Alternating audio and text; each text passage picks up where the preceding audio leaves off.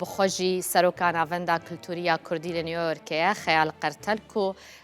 هەروەها سەرۆک فیلم فەستیڤاڵا نیویۆرکیا فیلمێن کوردیە لە vê derê li stûdyo mêvana min ez ê jê bipirsim ka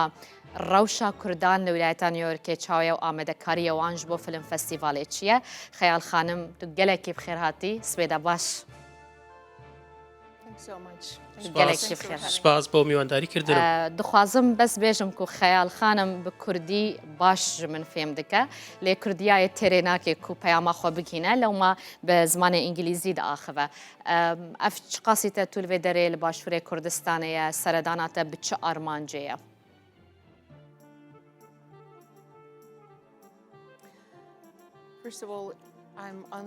پێش هەموو شتێک شەڕەفمەندم کە لێرە شار و وڵاتی خۆما و وڵاتەکەی من زۆر زۆر جوانە.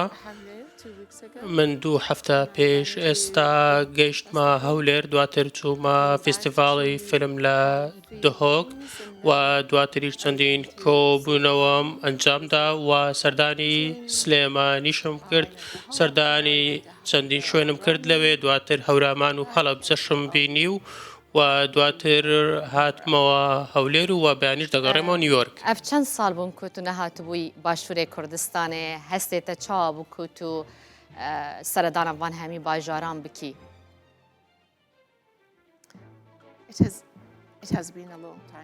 ماوەیەکی زۆر دوور و درێژ بوو لە ڕاستیدا، ئەمە دەرفەتێکی زۆر باش بوو بۆ من بۆ ئەوەی کەوا بەبیرم بێتەوە کەوا لە نیویۆرک دەبێت چی بکەم و چ کارێک پێویستە ئەنجام بدرێت. باشە. ئیجا ئەس خوازم ژێ بپرسم، یعنی تشتا کۆ تە دیتی تە هەرە نیویۆرکێ پێویستە بەری هەر تشتی وەکە ناڤەنداوە هون لەسەر چ کار بکەن بۆ کوردستانê؟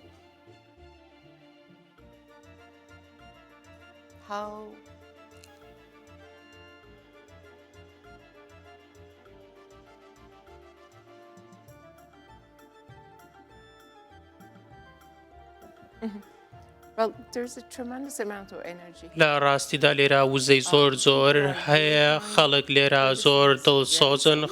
و کوردستان شوێنێکە کە زۆر سەلامەتە، لە نیویۆرک سەلامەترە و لە وڵاتانی ڕۆژئاوا سەلامەترە. ئەمە ژوام لێ دەکات کە زۆر هەست بە شانازی بکەم وەکو هەوڵەتیانی دیکەی هەرێمی کوردستان. ئەمە و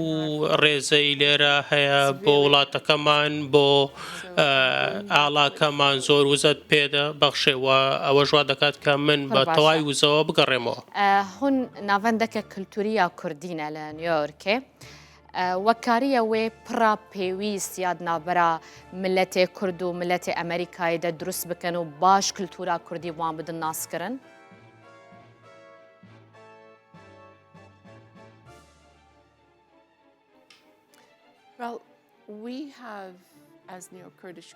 ئێمە وەکو نێوەندی کورد لە نیویۆرک هەوڵ دەدەینکەوە چەندین ئیڤێنت ئەنجام بدەین، لە نێویاندا فێستیڤاڵی فیلمی کوردی لە نیویۆرک و چەندین چالاکی دیکەمان هەیە کە تێیدا ماگانە یانەی کتێب هەیە و هەروەها هەمانە کە زمانی کوردی بۆ گەنجەکان چەند چالاکیەک ئەنجام دەدرێت. لە ماوەی ساڵانی ڕابردوو ئەم چالاکیانەمان کردووە. ئەوەی ئێمە دەیکەین پێم وایە کە زۆر بەبەهایە بۆ نیویۆرک بە گشتی، لەبەر ئەوەی ئێمە هەوڵ دەدەین کەوا خزمەت بە ئەم کللتوری ئەمریکیەکان بکەین و لە نێویاندا هەوڵ دەدەین خزمەتی ژنانی کورد بکەین و هەروەها لەسەر بابەتی فێمینیزمیش کار دەکەین، هەوڵ دەدەین کەوا ئێمە هەوڵ بدەین کەوا کللتوری کوردی زیاتر نیشان بدەین و هەوڵ بدەین کەوا نمونەیەکی جوان بۆ ڕۆژهەڵاتی نێوەڕاست و بۆ تەواوی جیان نیشان بدەین کە دەکرێت پێکەوە ژیان چۆن بێ و چۆن ئەنجام بدرێت. سەبارەت بە فێستیڤاڵی فیلمەکان تیمەکانی من لە تەواوی کوردەکانی هەموو پارچەکانی کوردستان پێک هاتوون، لەبەر ئەوەی ئێمە ژمارێکی زۆر دانیشتووی کوردمان هەیە لەوێ بۆەوە هەوڵمان داوەکە نوێنەرایەتی هەموو کوردەکان لە تیمەکەدا هەبێت و ئێمە دەزانین کە ئەو سنوورەی لە نێوان ئێمە دانراوە هەروە ئەو سنوورەی لە نێو مێشکی ئێمەدا هەیە ئێمە دەبێت ئەو سنوورانە بشکێنین و کولتوری کوردی نیشان بدەین ئێمە بەیەکگرتن دەتوانین هەوڵ بدەین خۆمان بناسێنین و هەروەها دەتوانین فیلمی سینەمای کوردی زیاتر بەرەو پێشەوە بێت. باش خەیال خانم تبحثا فيلم فستیڤالێ کرد ئامادەکاریەوە گەهشتنە کوی دەرێ بۆ گەڕاوێ جارە یا ینی فیلم فستیڤالێ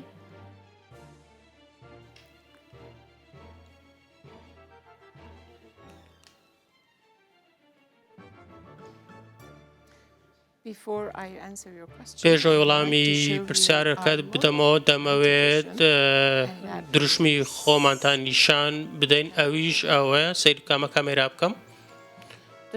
ئەمە دروشمی ئێمە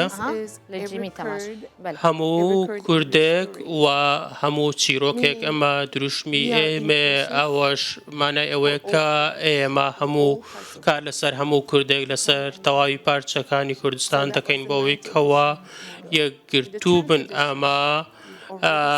یەکێکە لە دروشمەکانی ئێمە و هەروەها پێم وایەکەوە ئەو کاری ئێمە کردومانە زۆر سەرنجڕاکێش دەبێت ناتوانم زۆر نێوەڕۆکی شتەکان باس بکەم بەڵام پێم وایە کەوا شتێکی زۆر زۆر گەورە دەبێت ئەو کاتەش لەگەڵتان بەشی دەکەین کە چۆن دەبێت وێ دەبێژی ئەمێ پەیوەندیە بتەرە بکەنج بۆ کووت بەحسەبان تشتێن مەزم بکەن کۆ ئامادەکاری بۆکردە لێکەنگی تێلدارخستن و چەند فلم تێدا بەشدارن وێژمەرە ببێژە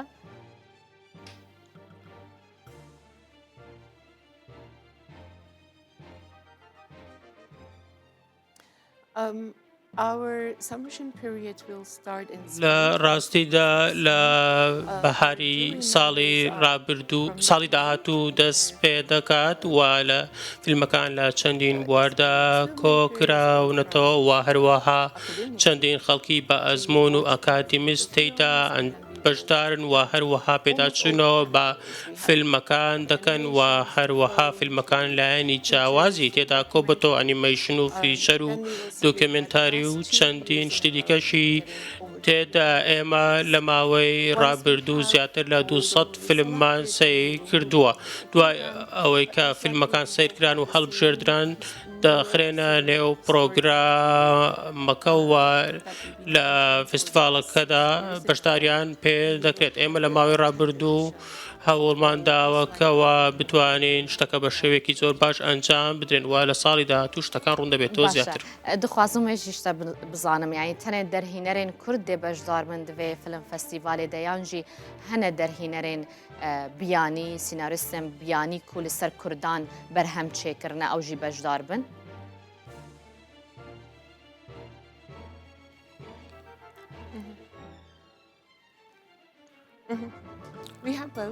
ئێمە هەردووکمان هەیە دەرهێنەرانی کورد و هەروەها دەرهێنەرانی بیانیش ئێمە دەمانەوێت کەوا زیاتر دەرهێنەرە کوردەکان زیاتر بەشداری تێدا بکەن و هەروەها ئەوانەشی کە بیانین ئەگەر فیلمەکانیان لەسەر کورد بێت بەڵێ دڵنیایەوە دەتوان بەشداری بکەن دخوازم پرسامن یاداوی ئەف بە دناوە ئەمریکیاندا بتایبەتی لێ ویلایەتە کۆتولێ دژی ویلایەتە نیویۆرکێ تشتێک ji کلتورا کوردی کو هەری زێدە بەڵاوان دکشینە و پێسەرسامن